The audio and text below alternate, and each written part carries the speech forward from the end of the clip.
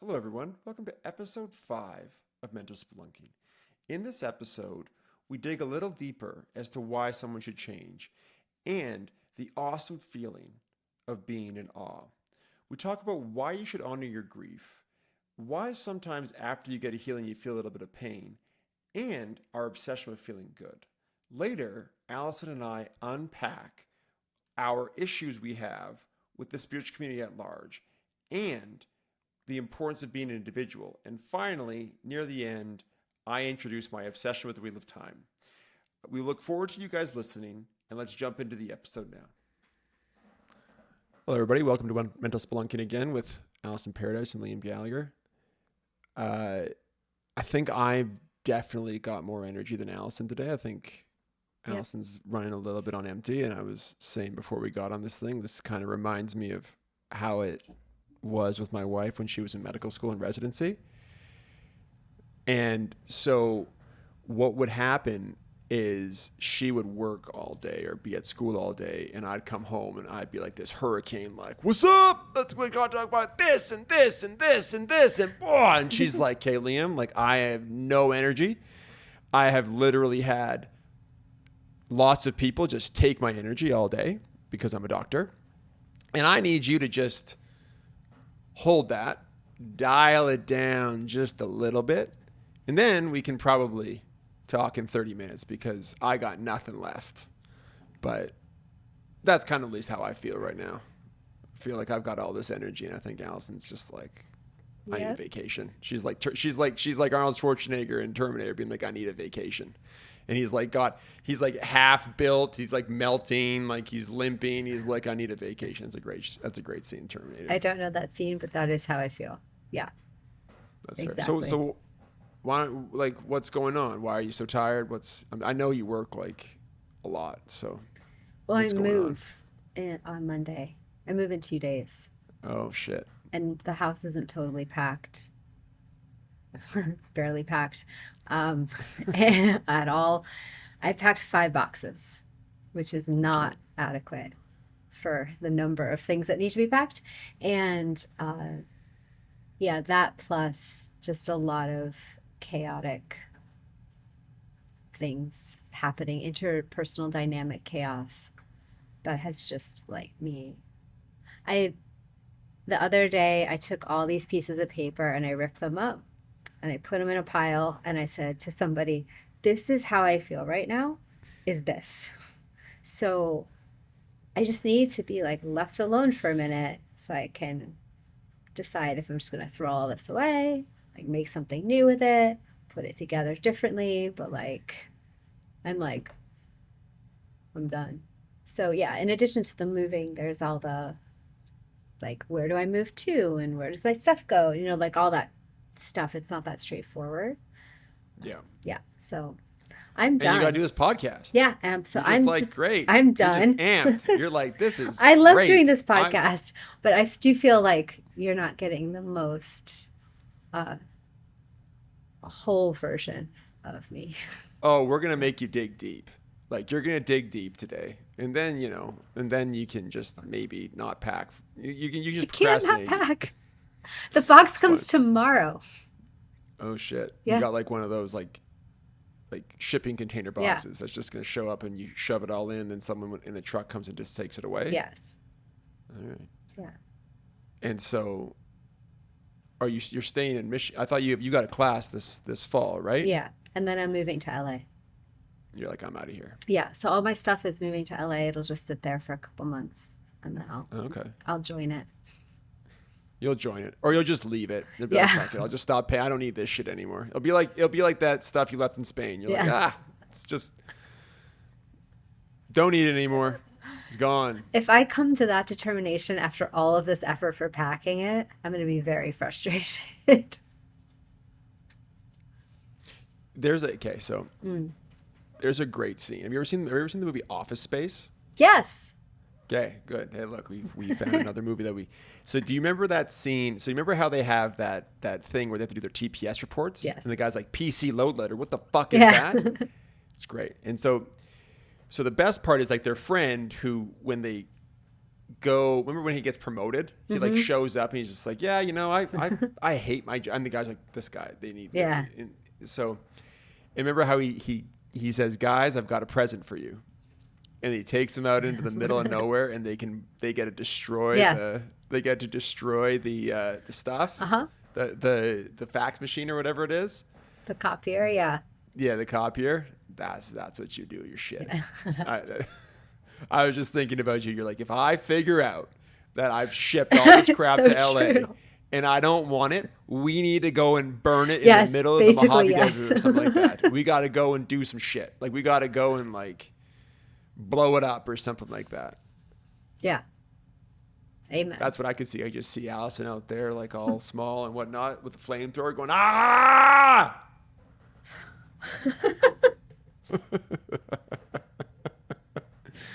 Oh my gosh. So how are you? So that's how I am. How are you? Yeah, I'm vibing. Like, I'm vibing. I'm good.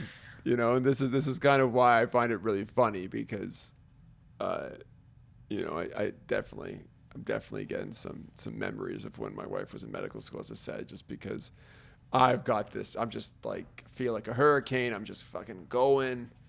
It's great. Not like in a destructive way. I think like when I do say I feel like a hurricane, everybody's like, I could just see people, oh, that's not very good. It's like, no, it's like when Smog says, it's like, my wings are like a hurricane. He's like, I'm coming. I'm like, you're going to know I'm coming. Like, let's go. And it's just an unstoppable force. It's just kind of how I felt. And, it's been a long time to feel like this, but it's just, with the transition and, having to mourn that, I'm starting to get a lot more comfortable in this new life that I'm working on creating for myself. And I I don't really identify as a finance person anymore. I more identify as an author, a podcaster, board member, entrepreneur, like lots of that kind of stuff, just pushing it away, pushing it along. And it feels good. You gotta hold on to these moments when they're there. Because sometimes, like a few weeks ago or 3 weeks ago or 4 weeks ago, I'm sure I was very down and like, where am I going? Woe is me. So it's nice when you can kind of get that wind behind your sails and go. So that's at least kind of where I'm at. I just got back from Vernon. I saw my mom. I was out there seeing her for a couple of weeks. I see all my cousins that I hadn't seen in a while. Got to see their kid. That's fun. Yeah, it was great. It was awesome. So we had an awesome fire. My mom's got a fire pit right on the lake, and all of us made s'mores and had this epic fire. And we were sitting around the fire from 6:30 to 11, and it was great. So yeah, it was nice to be out there, spend some time with my mom, see my cousins, see my aunt. My dog likes being out there. We had a party. Well, they threw a party. My mom and her boyfriend threw a party. I attended. It was fun.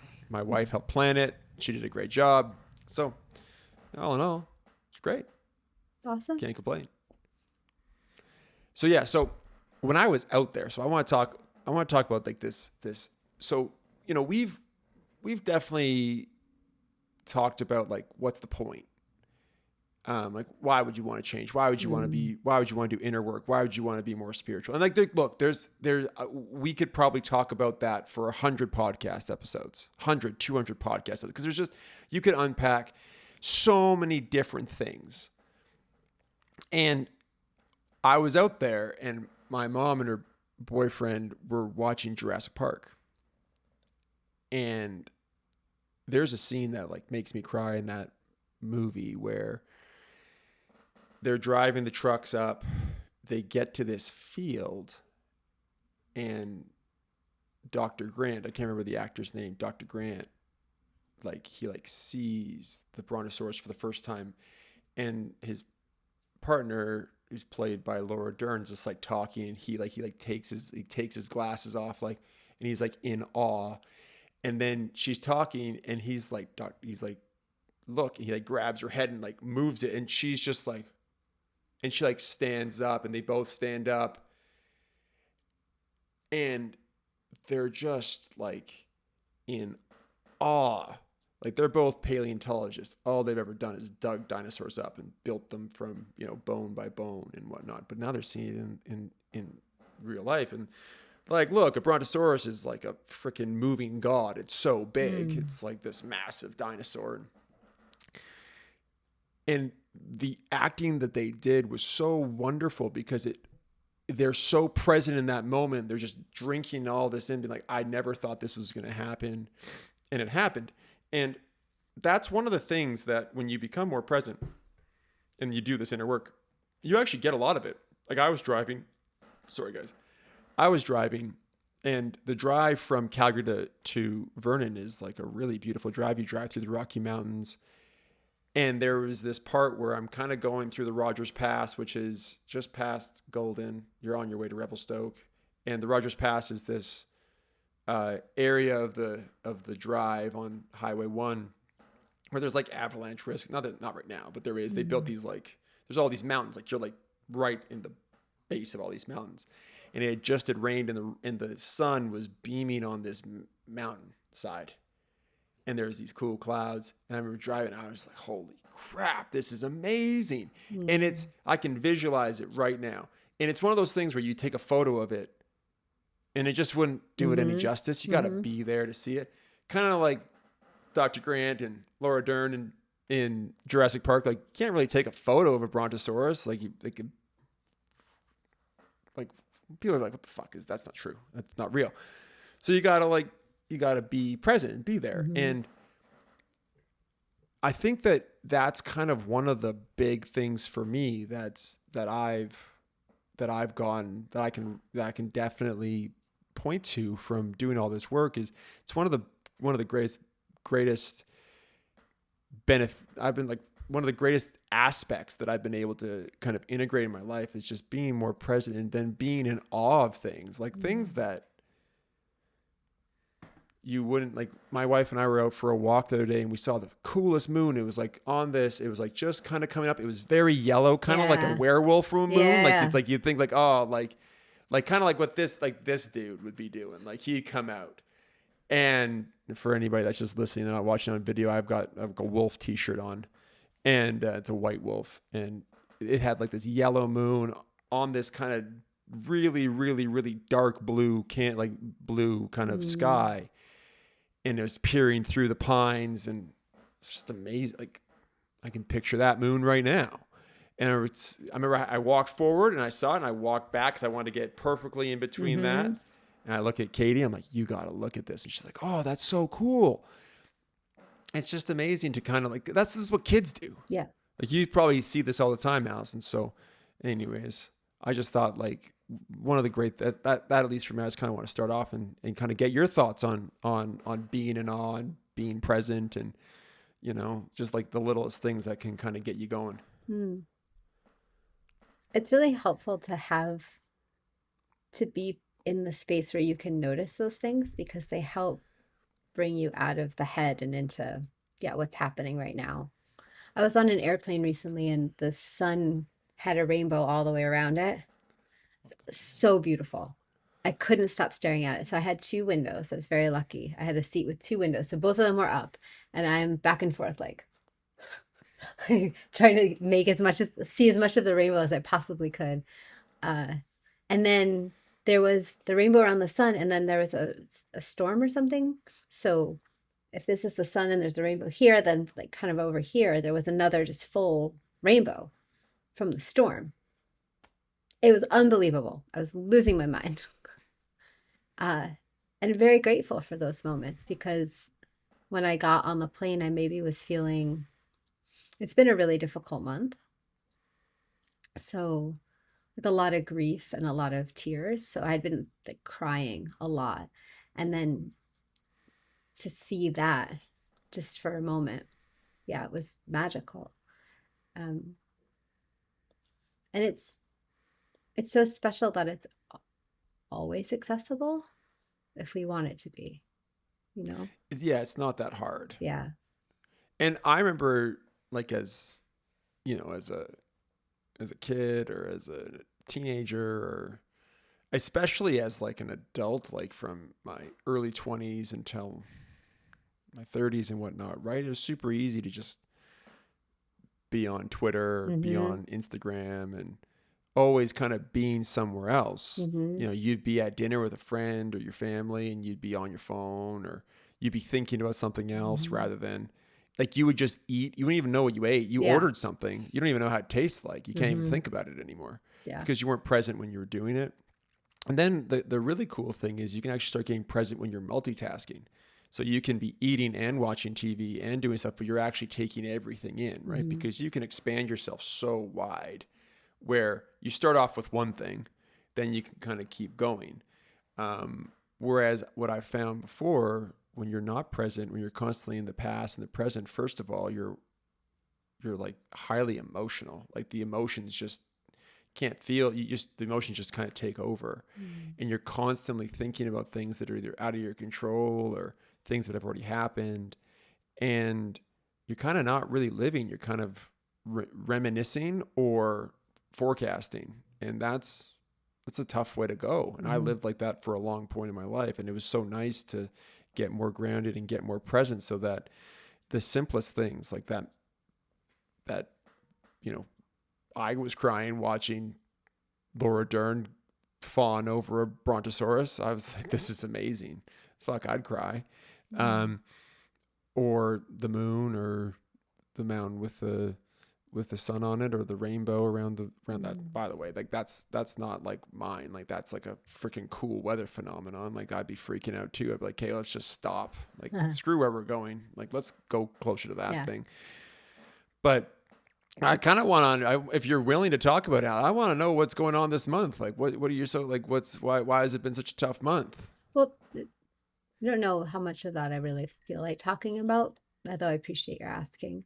I That's fair. I think what is interesting though is this thing that you just brought up around the emotion and being more emotional when it's in the past or all those things, because a lot of this, though it is connected with the past, feels incredibly necessary for healing. So there's this kind of like, yeah, I'm definitely not in the present, and I do feel like I am sleepwalking. I think grief is the right word for it. So whether grief comes about from loss of, someone you love or something that you've loved or whatever it is, that feeling of mourning and loss and grief isn't always fully in this moment because it's connected with so much of the past and so much of the expectation of the future.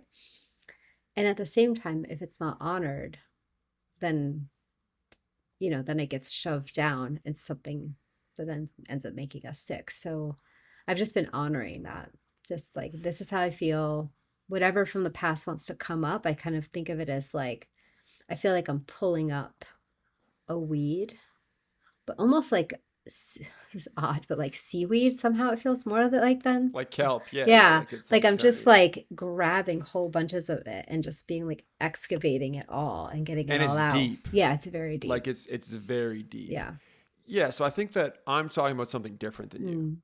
So like what I'm talking about is where you're constant, like it's, I wouldn't even like grieve what was happening. I would just rail against what Ah, I happened. see what you mean. Mm-hmm. So like I'd be upset. I'd be like, man, this shouldn't have happened to me, or this Mm. shouldn't be this. And it's like, oh my God, like what happens if this doesn't happen tomorrow? And da da Mm. da. Like that's kind of what I'm talking about, Yeah. right? Where you're kind of stuck in a depressive state, or you're stuck in an Mm. anxious state. Anxious, in my view, would be more future focused, Mm-hmm. and depressive would be more past focused. Or anger, you can get me angry, both Mm-hmm. focuses. I think for what you're doing is you're actually uh, allowing what's supposed to come through because it's ready. Yeah. Like you're ready to go through it, so you go through it. Yeah. And I think that that's really important. Can I tell you? I'll tell you a story. Okay, so I used to Okay. be really difficult. I used to pass out, getting my blood taken. Mm. It was really bad. I remember this one time. I remember I had to get someone to come to my house to do it. So like I remember I come to my house. This woman named Tracy, wonderful lady. She came to my house, and then she's doing it. She's getting everything ready, and then I pass out, and then I come to, And she's like, oh, Liam, you passed out. And I was like, okay. I think I was 22 at the time. I was like, okay, so did you take the blood? And she's like, I'm really sorry, Liam. Then I'm like, what the fuck? Like, I was passed out. Just poke me, take the blood, and just go on your way. I gave you consent. Doesn't matter that I'm passed out. Well, we can't. What? I have to go through this all again. This isn't fair.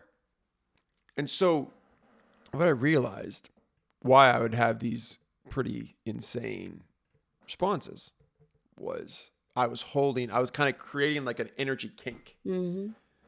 I wasn't allowing what should come through to come through. So now I just cry. I let the lady or man who's doing it know I'm probably going to cry. I might cry before. I might cry during. I might cry after. Mm-hmm. And, you got to release it. Yeah. I think that's the one thing that you're telling people is you got to release it. Yeah. Like, don't hold back. Who gives a crap if it makes someone feel awkward? They don't matter. You gotta release whatever you gotta release. Yeah. So if you're in the middle of the mall and you feel like you need to just sob on the floor, then do it. Yeah. Worst case is they'll call your parents or your spouse or something like that. Maybe they'll call an ambulance. Maybe they're really worried about you. But like, nothing bad's gonna happen to you. People might just look at you funny. Maybe you even get like a good Samaritan to say, "Are you okay?" And then you can share your burden. I notice it really builds throughout the day. Like maybe I'm okay for a couple hours and then I need to release it. A good friend, Mona, had been telling me about this, but I hadn't experienced it in this way exactly until now. So that's what's happening. I think 2 days ago I cried for like 15 hours straight. That's a lot. Yeah. There's a lot in there. That's what I mean. It's like, it's hard to explain how much I feel like I'm getting out. This is what it feels like. I mean, kelp is so good analogy. It's like a pumpkin. When you go to carve a pumpkin and you're trying to like get out the insides, and you think you've gotten it all, but you look and you're just like all the scraggly bits, and those are the hardest to like really get out, especially with your hands. So then you're like, okay, I got to take a spoon and like scrape that. That's what it feels like now. Like, I feel like when I first was crying, it was coming from maybe like the surface, it wasn't here, but like my stomach, right? But since you can only see the top of me, like up here. But now I feel like I'm literally like pulling from the back of my spine out. Yeah, so it's fun. That's intense. Yeah, that's why I'm broken and exhausted. And why my house isn't packed as I look around. Yeah. It's and I think that's the one thing about, at least I thought, the spiritual thing was just like rainbows and unicorns. Oh, yeah. It was awesome. It does. It seems like the Lego movie. It's not. Does. No. I mean, it is like the Lego movie, but not everything is not awesome all the time. No. Nope. It's not. And it takes a lot of effort to do the excavation, right? Because the deeper you go, at least for me, the deeper I've gone, the more nuanced it gets, right? Like, it was easy at the start. Mm-hmm. It was just like, oh yeah, let's go. Yeah. But then as I kept going, it'd be in the most random times that I would just be like, ooh, that's like, okay, I gotta go. I remember I would deep breathe. I remember I used to do this deep breathing thing where you breathe through your nose. You're not really hyperventilating, but you're just kind of like, you do that. Yeah. You just only breathe through your mouth. Sorry, you breathe through your mouth. That's what you do. Mm-hmm. I'll never forget. I was breathing through my mouth, and then out of nowhere, I cried for like 15 minutes straight. I came downstairs. I looked like a wreck. Everybody was like, "What's going on?" I was like, "I just cried for a while." My wife's like, "Are you okay?" I'm like, "I don't know. I was deep breathing, and then I just started to profusely cry. I couldn't even stop. Yeah. I just let it all out." Yeah.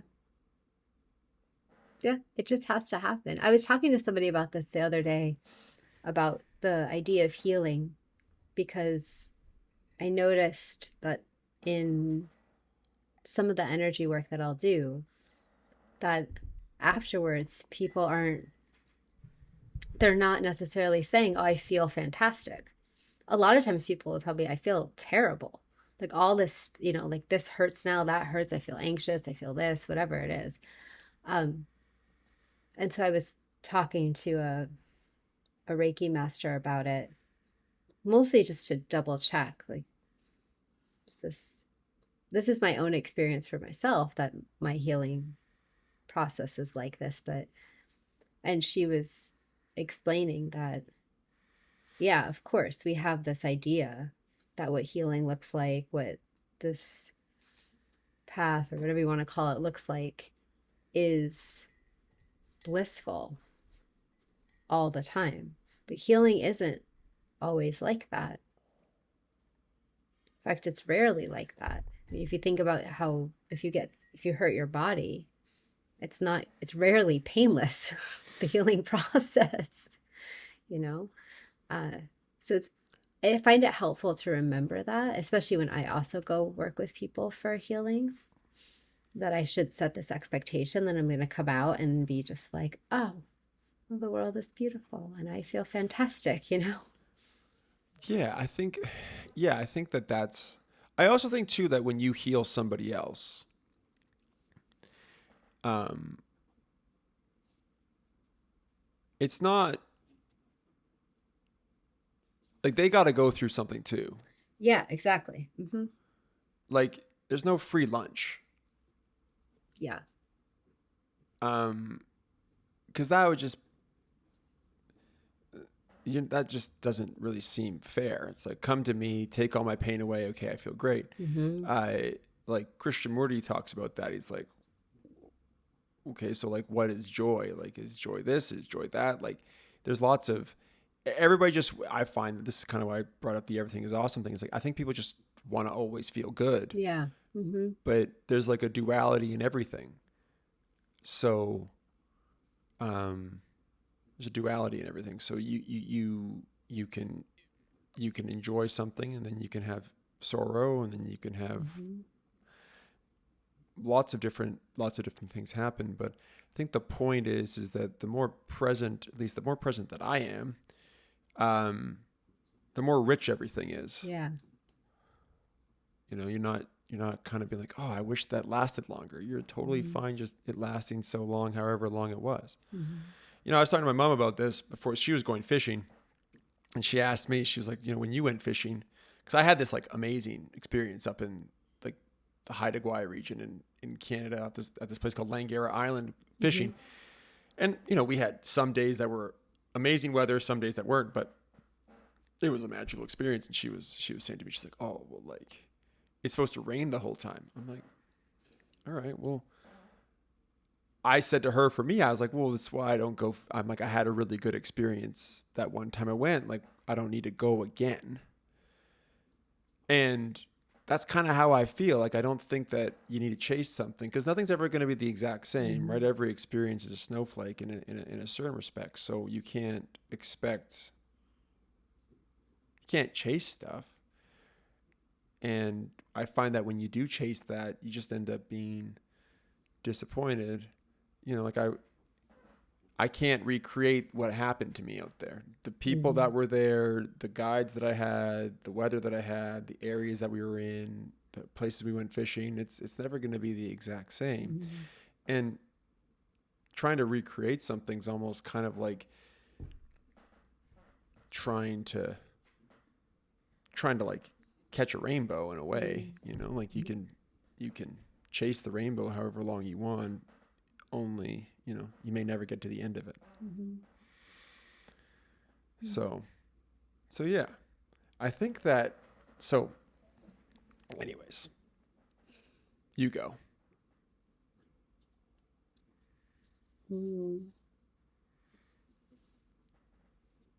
It's yes to everything you said. And it's, as I'm going through this month, I just see how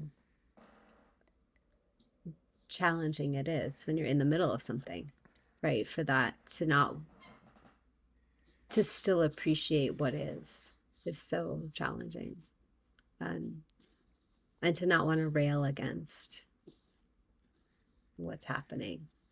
And then to notice, because to notice that and then not be in a space of judgment, right? Not like I should be feeling this way about it, but just to accept, like, this is how it is. And I feel all these things, and I'm going to let them all be felt. And yeah, and I'm really coming to appreciate, because I didn't have that. I think I mentioned before, I didn't come from this sort of spiritual background, so I didn't have a whole list of how things are supposed to be anyway, or how you're supposed to respond to something. But now that I'm part of the spiritual community, I actually find myself increasingly resistant to reading anything, because I notice how much it, like specifically of like the chats, because there's so much around how one ought to respond to X situation. And then I find that when I don't respond in that way, there's this sneaky feeling that comes in of, that's not how someone who's whatever, whatever label you want to use, that's not how you're supposed to respond. You're supposed to be like, everything is okay. I don't care. I'm cool with whatever's happening. But sometimes I'm not cool with whatever's happening. I'm just not. And I want to scream and cry. And then I'm totally okay, But if I don't scream and cry and I just pretend, no, it's totally okay. I love this. I love this. It just feels like I'm just lying. And if there's one thing I'd like to hold, it's that I live my life in truth. Everything else can go away. Like everything else I don't care about. But to live my life in a space of truth really matters. So. And so how do you make sure you do that? Like, how do you know you're living your life in truth? Just keep questioning every time, all the time, right? Is this truthful? Where does it come from? Why am I acting like this? It's a constant query, constant check. Really honoring the emotions when they come up and just saying it's what it is, which is challenging with other people around. And it's also, what I notice is especially challenging is when there's an impulse for people to try to help smooth over the emotion, especially when you're having a big response, right? When one cries for 15 hours, other people think, I should probably help stop this because it just keeps going, right? So that there's like that really interesting dynamic of letting something just come as it wants to come, but then also feeling like either it needs to be justified to somebody else or, like explained to somebody else, or so just noticing those moments become like, oh, am I feeling like have I stopped crying because I want to stop and I'm done? Have I stopped because someone else is massively uncomfortable? It's all of that, But I imagine if I were 3 years old or 2 years old, how would I react? If someone keeps poking at you, you hit them back or you scream or you whatever. You don't just go like, I love this, keep doing it. So that's the part where like I just accept everything and I don't care. There's a kid in our class who likes to, at this particular class, who likes to punch me in the stomach. I think it's a sign of affection. I don't love it. It's not my favorite experience.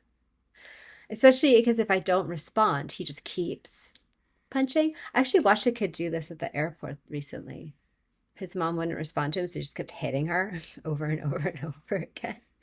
And she kept ignoring him. But that's a great example of lying. She was not ignoring him. And her whole being, right? She was tense, like ready to explode.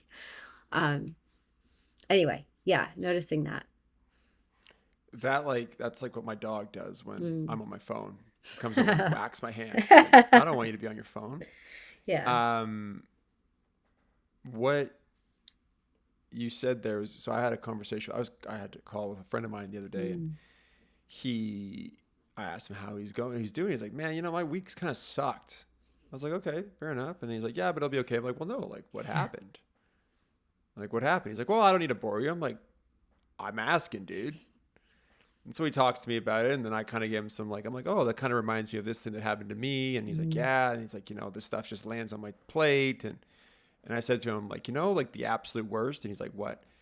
Is when you're telling someone something's wrong, and they're like, well, you know, it'll probably be better tomorrow. Yeah. And you're like, no shit. No shit, it'll be better tomorrow, but it sucks right now. Yeah. Like, and I said to him, like, look, the thing that you got to do to start is to share your burden. You know, just getting it off your chest is okay. Kids do that all the time. They just, like, you know, they scream, they yell, they cry, and then they're good. Mm-hmm. You know, they're just like, I don't want this. Like, yeah. okay, fair enough. Or I do want that. Give that back. Uh-huh. Like, okay, great. Here you go. There's no like filter. Yeah. And the problem is that as you get older, you kind of develop like a lot of filters. Oh, well, this person's here. Okay, well, I got to put this filter on. Oh, okay, well, that person's here. I got to put this filter on. Oh, we're in public now. There's a public. Exactly. It's very thick, the public filter. We're in this store that my mom cares about how they think about her. Or my dad cares about how they think about him. Okay, well, I got to put this filter on. Mm-hmm. And like 2-year-old, 3-year-old doesn't have a filter. It's just bang. Oh, okay. Just great.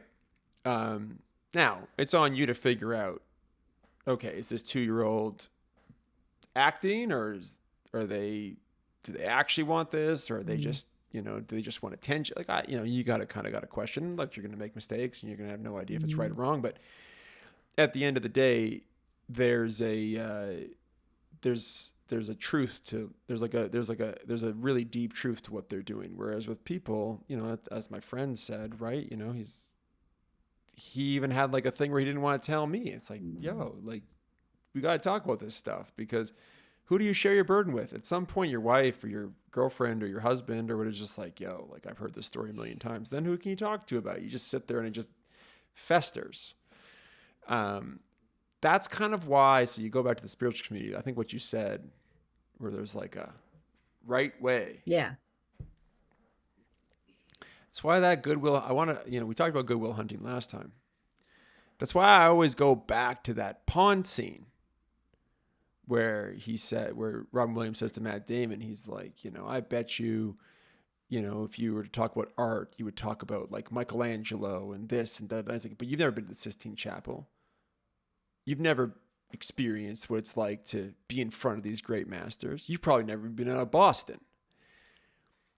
What I get from that scene, and I would recommend everybody go, if you don't want to go spend 2 hours watching a great movie, fine, but go watch this scene. It's 4 minutes long. You go on YouTube, search up pond scene, goodwill hunting.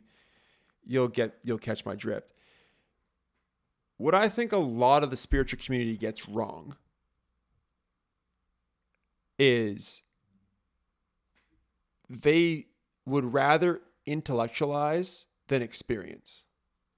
What you're telling everybody about this month that you've had that sucked, it's been an experience. Mm-hmm. It hasn't been a, you know, like a dog chasing its tail mental gymnastics thing. It's been like out of nowhere. You're like, holy crap. I feel like I feel like the whole ground is shifting under me. Mm-hmm. I feel like my eyes are just made of water, and I don't even know where the water's coming from. Yeah. Like, where is this coming from? And it's a deep, deep, deep experience. And that's what presence is.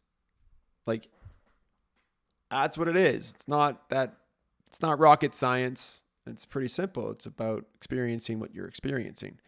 And I think that's kind of where I really rail against it, where people are like, well, this is what you should do. Well, fuck you. Who the fuck are you to tell me what I should and shouldn't do?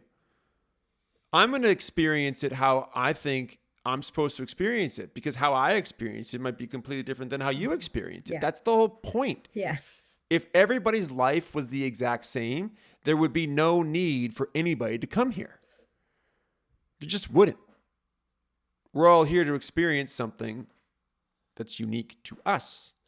We all might have parallel paths. We all might have similar experiences, but they're never the exact same. And this is the thing that drives me insane about these people, because they sit there and say, oh, well, like, you know, people, I remember I heard one guy talk and he was like, well, you know, people think, oh, well, if I'm just a good person, like, I'm being spiritual. And he's like, no, that's not true. Fuck you for saying that. Fuck you. Fuck you. Who the fuck are you to say that, yeah, like, you have to live this way because this is how I live. It's the most egomaniacal thing I've ever heard. And this is kind of where the spiritual community, I'm just like, what are you guys talking about? You guys like these people who are like, yes, like, look at how great I am. And look, I wear this veil of flowers over my head. And I only buy organic clothes. Like, what the fuck does that even mean, by the way? Like, you know, where is that? Like, show me. Okay. And it probably costs millions of dollars for like no apparent reason. But then they like cheat on their wives and they go to these like drug-filled, sex-filled orgy things. And they're just like, but that's for spirituality. And you're like, what the fuck? You're just like a nihilist then. So yeah, fuck them. That's my little soapbox for today. Using Goodwill Hunting.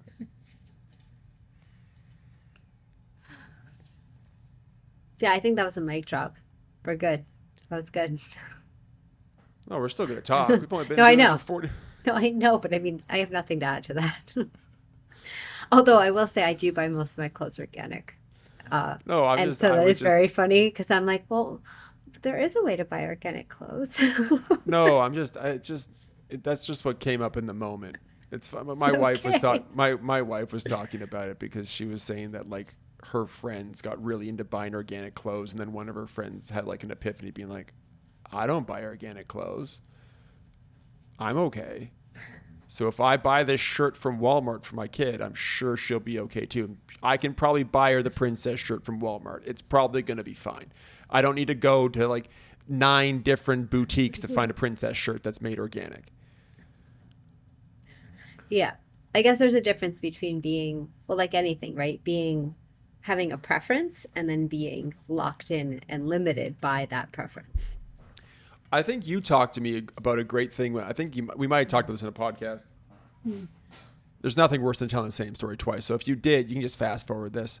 But I remember you were telling me about sustainability and how you went somewhere with someone and you're like, hey, I need to get water. And they're like, oh, well, you know, we don't have any on. You're like, just go to the 7-Eleven. I'll get bottled water. They're like, oh, but you're in sustainability. It's like, yeah, I'm also not stupid. I don't want to die of dehydration either.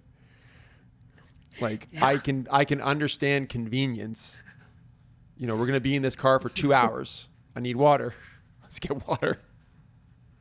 Yeah, this is where it's like when you ask that question about what's true, right? What was true is I was really thirsty and I needed to drink some water, and like preferences. So my preference is not to drink water in a plastic bottle. I don't like the way it tastes. I don't like the way it makes me feel. That's agreed. How it is. Also, better than no water. There you go. Yeah. Well, exactly. It's not like imagine you were like in like the desert. Yeah. And then you come across this like, you know, all these bottles of water and you're like, no, I'd rather die. It's like, no, you're not going to do that. Yeah. No, but I think that that's why the, I don't know. I think that like what you said about, it's like anything, you know, like there's like these like 3 C's you learn that I've learned. It's called like, you can't cure it. You can't control it. And you can't, and you didn't cause it. So this is like an Al-Anon term, right? It's like, it's because you want to get people out of thinking that they can cure their alcoholic or their addict. They cause the addiction somehow, and that they somehow have this ability to control it. And I think that like the control aspect,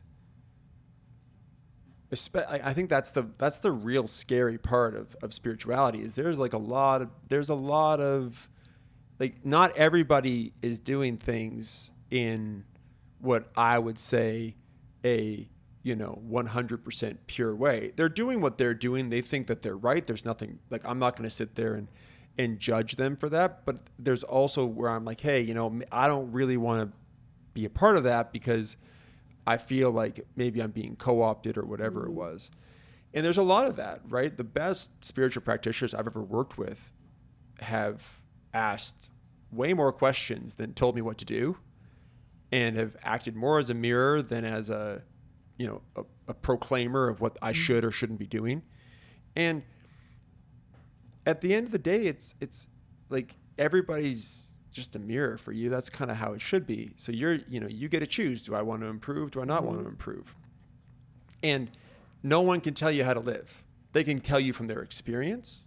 All the people that I worked that have really helped me have talked about experience, what they've experienced. And said, hey, this is what I've done, or this is what I've thought of and whatnot. But at the end of the day, you have to experience it yourself. It's the only way to get out of the mental jungle gym and get out of being the dog chasing his tail. And that's kind of where the spiritual path gets difficult, because it's actually kind of fun to be in the mental gymnastics. Oh, look at all these books I'm reading. Look at this YouTube video that I watched. That's so esoteric. Oh, I read this guy's book. He's been dead for 2,000 years. But this guy's interpreting it this way, and I agree with it. It's like, there's a great scene. There's a great scene in this show called The Defiant Ones. And it talks about Jimmy Iovine and Dr. Dre. And there's this guy named DOC. And the DOC wrote a lot of the lyrics for NWA for their first album. And they'd be in interviews. And one of the guys would be like, oh, yeah, this is what this lyric means. And the DOC be in the back being like, that's not what it means. But I can't say anything because I'm not in the group. I'm just the dude writing the music. Like, I'm on the album, but I'm not on stage. And I swear to God, I'm sure that Vervecki or who's that guy? He was Eastern European guy. I can't remember that guy's name. Anyways, there's another. Who? Gurdjieff? Yeah, Gurdjieff. Yeah, they're Gurdjieff or whatever. You can't say his name. These guys, they're probably up in freaking heaven being like, look at these freaking heathens trying to interpret what we meant. We were just this isn't what we mean. But whatever, we can't tell them anything. Gurdjieff had a great, from what I understand, I didn't know him, but he had a thing he would say to people, which is that he called it the work needed to be completely rewritten every 100 years, because it was no longer written in the language of like a generation who could understand it after every 100 or so years. And so his is the most recent kind of complete, I would say, body of work. And he wrote in the 20s. Yeah. So we're kind of at the point where it's just hard to understand. And he wrote one book. So a lot of people have written about his work, but he wrote one book. I have not read it all. The parts I've read are very funny. It's also very funny, which I appreciated about reading his work, because that's another thing I don't love about, in general, that this lacks humor. Like when people talk so about intense. Things. I know, it's so just like dour and serious. Like, it's like, you don't understand. You have to sit and not move. Don't smile ever. No. It's just like this is bummer. Supposed to be like, this is like the hardest workout ever. And you're climbing Mount Everest at the same time. Yeah. You're doing CrossFit on the way up Mount Everest. Getting shot at, having God shoot lightning bolts at you for the whole time. So how dare you laugh? It's like even in all this crying over the last month, I feel like the moments when I wasn't crying, I was laughing, because laughter it's so cathartic, it's so necessary, and I can look at it, like I can step outside and go, this whole situation's ridiculous, right? It's very funny. It's very funny how strongly I've reacted to it. It's very funny, just the whole thing. I still feel the way that I feel, and it's super funny. Uh, I think I personally experienced life as very, very funny, and ridiculous. So I appreciated that in his work, that it was really funny. And he references so many things in modern, at the time, modern Europe or modern world. I have no idea what he's talking about. You know, like, I'm just like, buddy, I don't get this reference. It's a very specific cultural reference to, like 1926. So he's not wrong that at some point the things that we read are not, we can't interpret them the way that the author understood them because we don't live in that world anymore. No, and also too, these guys are just supposed to be a doorway. Mm-hmm. They're not supposed to be the end. Yeah. Like, I don't think Buddha, like, look, everybody loves Buddha. Buddha's great. I have an unbelievable amount of reverence for Buddha because Buddha was an individual. He worked with lots of different people and then said, the only way I'm going to figure this out is if I do it on my own. Mm-hmm. That if you're to take anything away from Buddha, that's the only thing you should take away. He wanted to do it on his own. Okay, great. Great. He didn't want to create a religion. Someone else did that. The thing he taught was very simple. You can go do it. I did it. I went to Vipassana. It's really difficult. You want to talk about experiencing stuff? You experience stuff there. Because you can't talk, can't look at anybody, can't do anything but meditate and do Vipassana. That's it. And, a lot of stuff comes up. But at the end of the day, he was just like, hey, why don't you try what I'm doing and see if it works for you and then move on. Mm-hmm. Not become a disciple. Go away, like move on. I think that's the big thing. Like I used to work with Dr. Roshni Daya, and recently she was like, I think you're good. If you need to call me, you can. But you need to go do your own thing. Mm-hmm. Figure this out on your own. Back to the laughter thing. So at Al-Anon today, one of the lady said the greatest thing. She's like, the one thing I love about you guys is you guys laugh a lot. Which I agree with. Mm-hmm. Because you go to Al-Anon, there's a lot of heavy stuff, but it's not just supposed to be like you're only supposed to come here and cry and talk about how horrible your life is. It's like, no, there's aspects of your life that are very difficult. And there's also a lot of light there too. Mm-hmm. So with spirituality, yeah, you gotta laugh. Yeah. You have to laugh. Such a bummer. I used to go to Gurdjieff groups for a few years. There was one in Santa Cruz that I loved going to. It was led by the most lovely man who's since passed away. And I would giggle. I was the youngest person by a lot. A lot. And I'm not that young. So it's like men in their 70s and 80s for the most part. And apologies if somebody's listening to this and they were like, I was 40. I'm sorry, I didn't clock it. But for the most part, everybody was quite a bit older. And I would just be in the circle laughing because it was so serious. And it just felt like, what are we doing? What even is this? Well, and it like takes you away from experiencing it. It's like you're not actually listening to what he's saying. You're just becoming a disciple of this guy who's dead. And then all you do is interpret what he's talking about. Look, the people that I at least revere in are people who are like true individuals. Like I watched this documentary called Dear Mama. It's about Tupac. This guy was an individual. Okay. That guy did what he wanted to do. No one could tell him what to do. He would just do stuff. That's great. Like, dude made mistakes. Sure he did. I make mistakes. Allison makes mistakes. The one thing that I definitely strive to do is to be an individual. To say, hey, like, what do I think about this? What do I think about that? What are my views? You know, my wife will attest to that. She's just like, man, like you're going to do what you're going to do.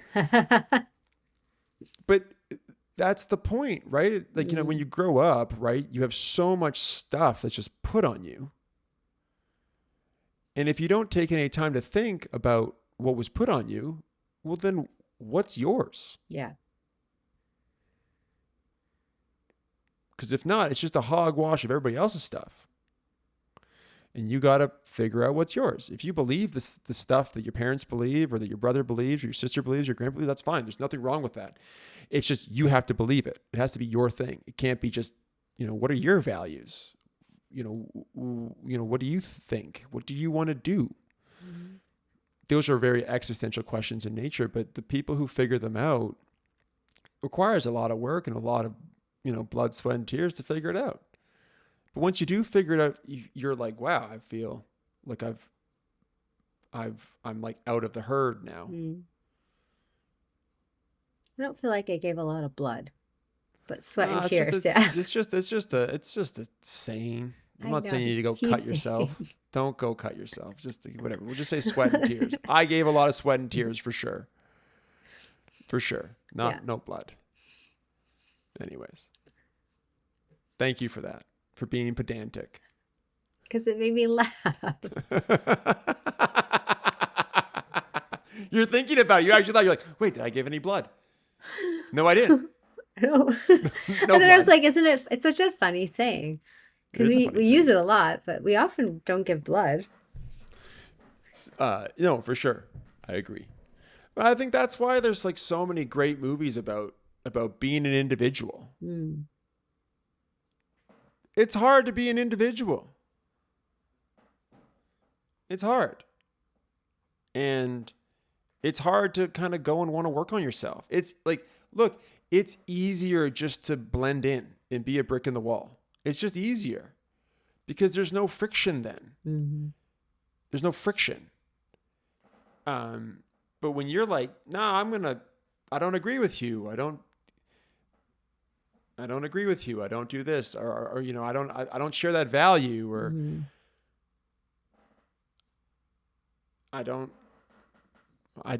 want to do that, or you know, or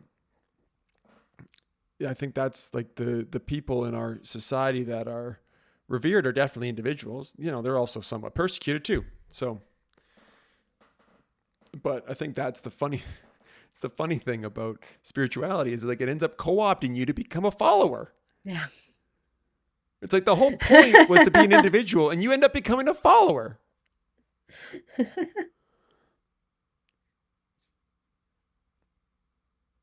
It's like, I know this guy's words deeply. And you know what Robin Williams of Robin Williams would say in Good Will Hunting? You might know the words and you can recite the words explicitly, like verbatim, but you probably have no idea what those words mean. Mm-hmm. Nor are you willing to be vulnerable enough to experience those words. Mm-hmm.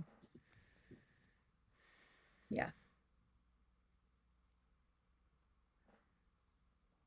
Like, no one's saying you have to do this stuff. No. I choose to do it. You choose to do it. And we get a lot from it. And there's a lot of movies that explain that. There's a lot of movies that show like the trials and tribulations of people trying to change. You know, like there's a lot of them. You know, Good Will Hunting being a great one. Same thing with Field of Dreams. You know, even Terminator. Like Arnold Schwarzenegger changes sides. He's supposed to be a robot that's supposed to kill people. He says, screw that. I got to save these people. That's like, think about how much growth that is. You used to be a killer robot sent back through time to kill somebody because he's going to, you know, like, nope, I gotta save these people. That's amazing. Like, you know, anybody can grow, even a killer robot. I think like, okay, there's this great book. I've really wanted to talk about this book for a while because I'm really into it. It's called The Wheel of Time. I've told Allison that she reminds me of somebody in that book. It's called Min Fairshah. Her name's Min Fairshah, and she's like the coolest character. She can like see parts. She's like, there's a scene where Moraine, who's like this Aes Sedai person who can like use the one power, is talking to Min, and Min's like telling her what's happening, like what she can see in the pattern. So like how the book is structured is there's this thing called the Great Pattern, and there's this thing called the Wheel of Time. And so the wheel kind of every time a spoke moves, an age changes, and there's just a pattern. So it's like the pattern weaves with the pattern wills. That's kind of like what it is. And then there's people inside. So you're kind of like stuck on your little plane for the most part, kind of like where the pattern's going to go. But then there's these people called Tavarin, which essentially the pattern weaves around them. So they're like really, really, really strong people who will actually, if you come into contact with them, they'll actually change your life, which is very true in the real world. There's lots of people like that where you come into their presence and they change your life and you're like, holy shit, I was doing this and now I'm doing that. But this book is so great because it's a true hero's journey with this guy named Rand. And it's so nice how the guy wrote it because you get to watch and read the guy's growth. Like when he's starts off in this place called the Two Rivers, which is like the middle of nowhere. No one would ever go to the Two Rivers. Kind of like Hobbiton in Lord of the Rings. But it's so funny because these like evil things come to their town because they want to kill him and his two friends because they're like the most powerful Tavarin people ever since in a long time. And he's like, he accidentally kills one of the things. He's like, I'm not a warrior. I'm so afraid. Like, oh my God, like, I don't want to do this. Like, I'm so weak. But then he ends up becoming the Dragon Reborn. And even while he's becoming the Dragon Reborn, there's so many trials and tribulations. I'm only on the third book. But it's just so great because you get to watch this guy go through it, which I think is such a wonderful thing with these individuals, right? Because like, look, I can tell you right now, and I think this kind of brings us back to what you've been going through this month. The line might look like a 45-degree angle, but it's like this, like going everywhere, right? So if you were to do a regression analysis on it, it'd be a 45-degree angle, but it doesn't look like that. It doesn't feel like that. Yeah. And that's the point. I remember this year, January, February, March, were really dark. Yeah. Not just I live in Calgary and there's not a lot of light here in the wintertime, but it was dark. It was dark. I was in the midst of the change. I was like, what am I doing with my life? Where am I going with my life? And then I had to do things that I'd never had to do, be vulnerable, ask people for help. Usually people are asking me for help. I'm having to ask other people for help. That's super vulnerable. Asking other people for help. They could say no. And then I'm like, shit. Then I'm back to the drawing board. Right? So if they say no, I'm going to have to go cry for a while and be like, oh my God, I've quit my job. I'm doing this, doing that. They might say no. And I think that's kind of in everybody's journey, right? Whether you're, this growth doesn't need to be a big thing. I think that's the other thing the spiritual community does too. It's got to be this big thing. Like in the book, right? Like Rand goes from being this random farmer dude to being the Dragon Reborn. Yeah, okay, that's a big deal. But there's other people in that book that grow not as big as that. And that's the point, right? Like when there is growth, it doesn't mean that like you're going to go from being some person on welfare to being the president of the United States. Like that's great if that happens. That's an awesome story. But it can just be a really simple shift. Like, hey, you know what? The relationship with my dad was one of strife and anger and whatnot. And I found a way to accept him for who he is. Yeah, that's a huge shift. That's the shift that we're talking about. It doesn't need to be these big shifts. And yeah, we use like movies and cool things like Becoming the Dragon Reborn. It's fucking cool. He has this he has a sword called Kalendor, and it's just fucking this light sword. It's like a way better than a lightsaber. It's just like this yellow fire, like, I'm going to kill the Dark One with it. Like, it's amazing. It's cool. Anyways. I was just being a nerd there. My wife would just be laughing at me if she saw this stuff. She's like, you're such a nerd. Anyways. It's great. I have to read these books. Or at least the first 3, right? You said? You can read the first 2. Okay. They're good. And then if Okay. you like them, you keep going. Okay. There's 14, so it's like I'm committed, but but Allison's like, I'll read 2. Yeah. Like, what's I'll the read minimum 1. number? I'll read 1. I'll read 1. How's about that? If it's good, then I'll. Anyways. I tried to buy just one on thrift books, but it didn't work out. So it was too much of a commitment. They were coming in like packs of many. Oh, okay. Look, I'll just get it for you, You and then should you can do you that. just buy. You just get the book, and then we'll go. That's fine. I'll figure it out. That's all good. I'll send it to your I place. could go to a bookstore. I just was trying to get it used. No, fuck that.